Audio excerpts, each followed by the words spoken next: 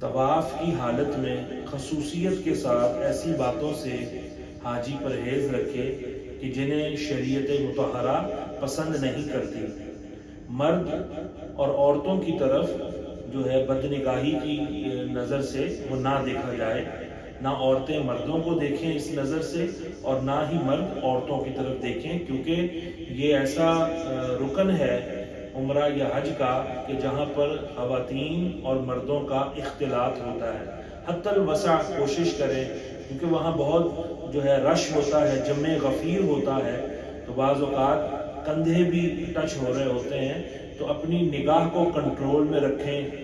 اور اللہ رب العالمین کا جلال وہاں جوش پر ہوتا ہے، تو اللہ رب العالمین کا ڈر اور خوف کہ کہیں وہ ناراض نہ ہو جائے بدنگاہی کی وجہ سے، یہ تصور اپنے اوپر غالب رکھیں، اور بری نگاہ کسی پر نہ ڈالیں، نہ مرد عورت پر، نہ عورت مرد پر۔ اگر کسی میں کچھ عیب ہو، کوئی معذور ہے، کسی کا رنگ سیاہ ہے، کسی کے ہونٹ موٹے ہیں، اور بے دھیانی میں ان انٹینشنلی نظر پڑ ہی جاتی ہے، یا وہ خراب حالت اس کی نظر آ گئی ہے، تو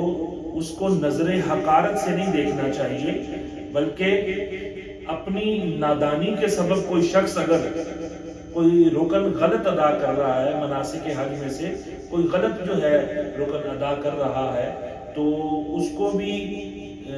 حقارت کی نظر سے نہیں دیکھنا، بلکہ نرمی کے ساتھ ممکن ہو تو اسے سمجھا دیا جائے۔